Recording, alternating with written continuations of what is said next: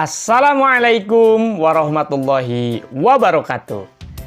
Bagaimana kabarnya hari ini anak-anak? Mudah-mudahan selalu dalam keadaan sehat walafiat ya. Kali ini bertemu kembali dengan Pak Dede Chandra. Kita akan bersenang-senang hari ini melalui kegiatan literasi. Tentang apa ya? Tentang membuat pantun. Kita akan berkreasi, bersenang-senang dengan cara kita membuat pantun. Seperti apa keseruannya membuat pantun? Ikuti terus video ini sampai selesai.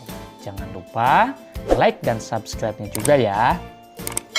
Nah, Pak Dede ingatkan, sebelum kita bersenang-senang dengan kegiatan literasi ini, tolong disiapkan alat tulisnya terlebih dahulu. Karena tentunya selama kalian mengikuti video ini, tentunya ada hal-hal yang perlu kalian catat. Nah, anak-anak, biar pembelajaran kita menjadi pembelajaran yang diberkahkan oleh Allah Subhanahu wa Ta'ala, dan tentunya kita bisa mendapatkan hal-hal yang bermanfaat. Marilah kita awali kegiatan ini dengan berdoa. Berdoa di dalam hati sesuai dengan agama dan kepercayaannya masing-masing dipersilahkan. Selesai. Nana, Pak Dede akan mengawali dengan tujuan pada kegiatan literasi hari ini. Yang pertama, peserta didik dapat mengidentifikasi ciri-ciri pantun. Kemudian yang kedua, peserta didik dapat mengidentifikasi jenis-jenis pantun dengan benar. Kemudian yang ketiga, peserta didik dapat membuat pantun sesuai dengan ketentuan yang benar. Nah, ini anak-anak, ciri-ciri pantun ya. Yang pertama, pantun adalah salah satu jenis puisi lama yang berbentuk bait. Tentunya kalian sudah mengenal tentang pantun, bukan? Bahwa pantun itu terdiri dari beberapa baris yang tentu nanti berbentuk bait. Kemudian yang kedua, setiap baitnya ada berapa baris ya? Nah, setiap baitnya terdiri atas 4 baris. Nah, kemudian yang ketiga, memiliki sajak ABAB. Jadi berima ya. Jadi ujungnya itu baris yang pertama harus sama dengan baris yang ketiga. Baris yang kedua nanti harus sama rimanya itu dengan baris yang keempat. Nah, kemudian yang keempat, setiap baris terdiri atas 8 sampai 12 suku kata. Pastikan ya, tidak kurang dari 8 suku kata dan jangan lebih dari 12 suku kata. Karena kalau kurang dari 8 kata atau lebih dari 12 kata, ketika kita mengucapkannya atau ketika kita membacanya nanti jadi tidak enak ya. Kalau kurang dari 8 kata nanti terlalu pendek, kalau lebih dari 12 kata jadi terlalu panjang. Nah, kemudian yang kelima, Nana, ciri pantun itu baris pertama dan kedua itu berupa sampiran, dan baris ketiga serta keempat itu berupa isi. Nah, pesan pantun terdapat pada bagian isi, artinya bahwa pesan pantun itu ada di baris ketiga dan keempat. Inilah ciri-ciri pantun. Nah, berikutnya anak-anak, ini jenis-jenis pantun ya. Yang pertama ada pantun nasihat, yang kedua ada pantun agama, yang ketiga ada pantun jenaka, dan yang keempat ada pantun teka-teki. Kali ini kita akan belajar 4 jenis pantun ini. Apakah kalian sudah tahu apa bedanya dari masing-masing setiap pantun itu? Nah, mari kita kaji lebih dalam masing-masing jenis pantun tersebut. Yang pertama, pantun nasihat. Apa ya pantun nasihat itu? Pantun nasihat adalah pantun yang dibuat untuk memberi imbauan dan anjuran terhadap seseorang ataupun masyarakat, sehingga isinya berupa pesan moral atau didikan. Nah, ini contoh pantun nasihat anak-anak. Di jalan menemukan daun sugi, ingat manfaat lantas cepat dibawa. Tidak belajar pasti merugi, bagi diri sendiri di masa tua. Nah, coba lihat, ada 4 baris ya. Kemudian setiap baris coba kita lihat suku katanya. Baris yang pertama kita cek ya. Di jalan menemukan daun sugi. Ada berapa suku kata? Di jalan menemukan daun sugi. Ada 11. Berarti masih masuk. Karena rentangnya antara 8 sampai 12 suku kata. Kemudian kita lihat rimanya ya, apakah sudah bersajak ABAB? Perhatikan baris yang pertama itu gi ya. Kemudian harus sama dengan baris yang ketiga, sama ya, merugi. Nah, rimanya. Kemudian baris yang kedua wa. Baris yang keempat wa, sama ya, berbunyi wa juga. Nah, kemudian anak-anak bahwa isi atau pesan itu ada pada baris ketiga dan baris keempat. Betul ya, itu ada nasihat bahwa kalau kita tidak belajar itu pasti merugi. Dan bagi diri sendiri tentunya ya di masa tua. Kalau sekarang mungkin masih tidak terasa ruginya. Tapi nanti ketika sudah tua kita pasti akan merugi, menyesal ya bahwa kita tidak belajar dulu di masa muda. Berarti ini sudah memenuhi ciri-ciri atau syarat-syarat pantun yang baik anak-anak. Nah, sekarang mari kita lanjutkan dengan jenis pantun yang kedua. Masih ingat tadi pantun apa ya? Iya betul, pantun agama. Pantun agama itu apa? Pantun agama itu adalah pantun yang membahas mengenai manusia dengan penciptanya. Tujuannya sebetulnya sama dengan pantun nasihat. Hanya saja pada pantun agama lebih spesifik berkaitan dengan nilai-nilai ajaran agama, anak-anak ya. Nah, ini contoh pantun agama. Buat apa kain batik kalau tidak bergambar elang? Buat apa wanita cantik kalau ia tidak sembahyang? Nah, ini contoh pantun agama, anak-anak. Baik, sekarang kita masuk ke jenis pantun berikutnya, yaitu pantun jenaka. Apa ini pantun jenaka? Pantun jenaka adalah pantun yang dibuat untuk memberi hiburan kepada orang yang mendengar ataupun membacanya, sehingga isinya lucu dan menarik. Nah, itulah pantun jenaka anak-anak. Seperti apa contoh pantun jenaka? Nah, ini Pak Dede bacakan ya. Duduk manis di bibir pantai, di wilayah utara Jawa. Masa muda kebanyakan santai, sudah rentak sulit tertawa. Wah, lucu sekali ya. Ini pantunnya ya anak-anak ya. Nah, ini contoh pantun jenaka. Memberikan hiburan ya, isinya lucu dan menarik. Nah, jenis pantun berikutnya ada pantun teka-teki. Pantun teka-teki itu adalah pantun yang bagian isinya diakhiri dengan pertanyaan. Tujuan dari pantun ini umumnya untuk hiburan dan mengakrabkan kebersamaan ya, semacam tebak-tebakan ya pantun teka-teki itu. Nah, ini contohnya. Kalau tuan berkelana, jangan suka mencaci maki.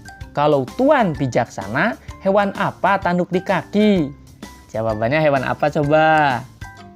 Iya betul, jawabannya adalah ayam. Nah, nanti dijawabnya menggunakan pantun juga ya.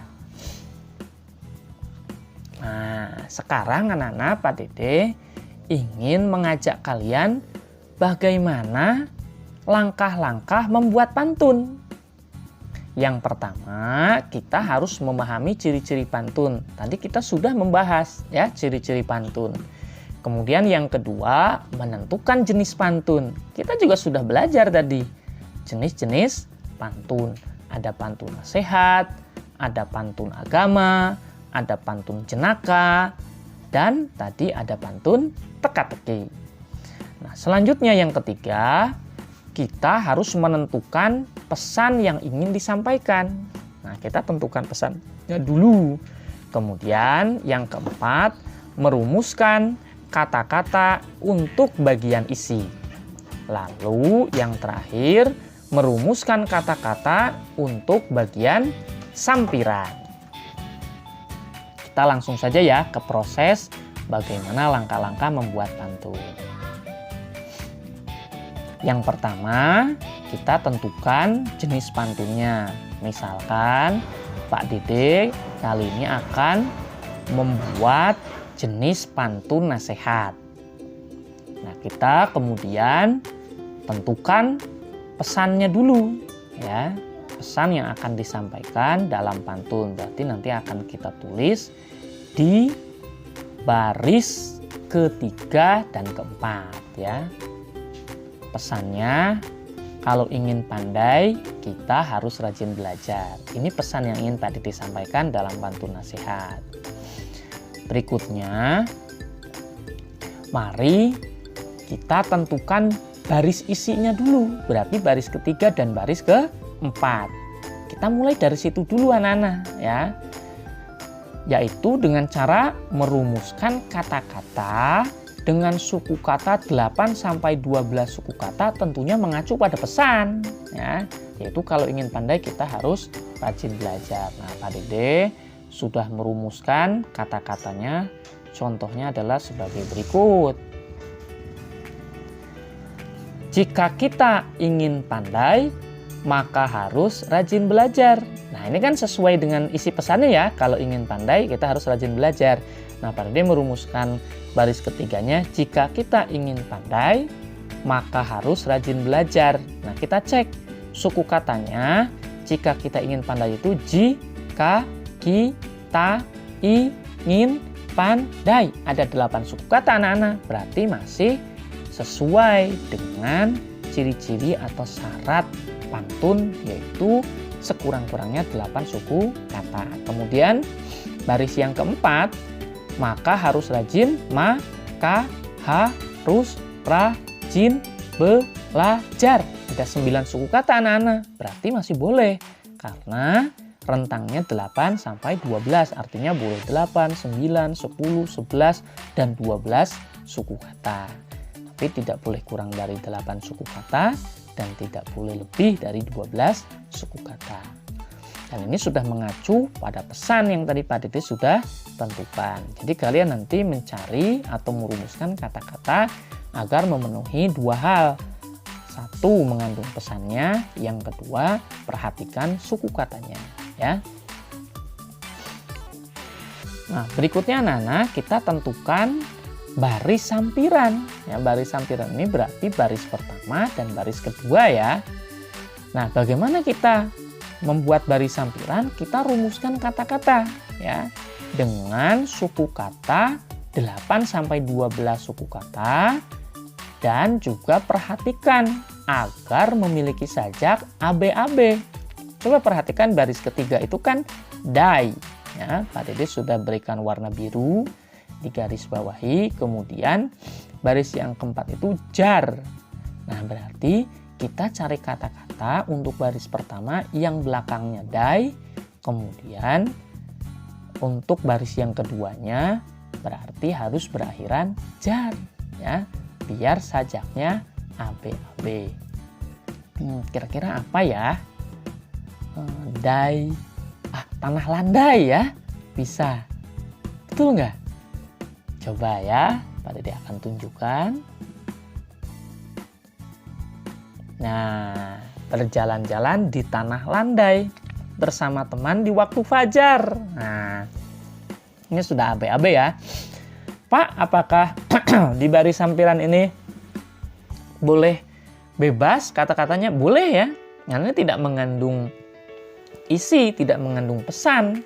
Jadi boleh apapun itu. Misalkan berlayar di tengah badai, itu boleh. Nggak harus berjalan-jalan di tanah landai. Pokoknya ada kata dainya lah kira-kira.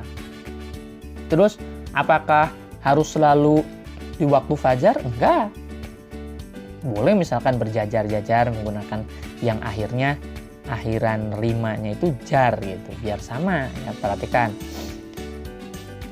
Jadi kalian boleh berkreasi ya, bebas. Nah, Pak Dede ini menggunakan kalimat berjalan-jalan di tanah landai. Coba kita cek apakah suku katanya antara 8 sampai 12. Berjalan jalan di tanah landai. Ada 10 suku kata, berarti masih masuk ya. Coba bersama teman di waktu fajar. Bersama teman di waktu fajar. Ada 10 suku kata juga anak-anak. Berarti masih memenuhi kriteria atau ciri-ciri pantun yang benar. Berarti kalau kita baca menjadi berjalan-jalan di tanah landai bersama teman di waktu fajar. Jika kita ingin pandai, maka harus rajin belajar. Ore, ternyata kita sudah bisa membuat pantun anak-anak. Membuat pantun ini mudah bukan? Nah, sekarang Pak Dede mau menantang kalian ya untuk coba berkreasi dan bersenang-senang membuat pantun. Masing-masing satu buah pantun ya. Ada yang bertema nasihat, agama, jenaka, dan teka-teki. Berarti semua pantun jumlahnya ada berapa anak-anak? Ada 4 ya. Buat pantun nasihat, buat pantun agama, buat pantun jenaka, dan teka-teki. Nah, ini ada catatan. Tolong pastikan pantun yang dibuat adalah karya sendiri. Jangan menjiplak karya orang lain ya. Atau copy paste di Google. Pak Dede harap itu adalah hasil kreasi sendiri. Ingat, seburuk-buruknya karya sendiri pasti lebih baik daripada meniru karya orang lain. Jadi pastikan kalian membuat pantun hasil karya sendiri, bukan hasil plagiat atau menjiplak atau meniru dari pantun orang lain. Kemudian ini maaf, bukan dari 3 pantun ya, maksudnya dari 4 pantun yang dibuat. Nah, ini salah ketik, ada deklarifikasi. Jadi dari 4 pantun yang dibuat, minimal 1 pantun wajib berkaitan dengan COVID-19. Jadi ada kata-kata itu ya, ada kata-kata corona, cuci tangan, pakai masker, pola hidup sehat, tidak berkerumun, belajar dari rumah, dan yang semisalnya. Pokoknya kaitannya dengan kondisi pandemi COVID lah ya. Apapun itu, belajar dari rumah, pembelajaran jarak jauh, dan lain sebagainya. Nah, akhirnya Pak Dede sudah selesai anak-anak, bersama-sama menemani kalian dalam kegiatan literasi pada hari ini. Mudah-mudahan apa yang kita kaji hari ini bisa bermanfaat dan tentunya menghasilkan karya nyata ya. Bukan hanya sekedar kita memahaminya.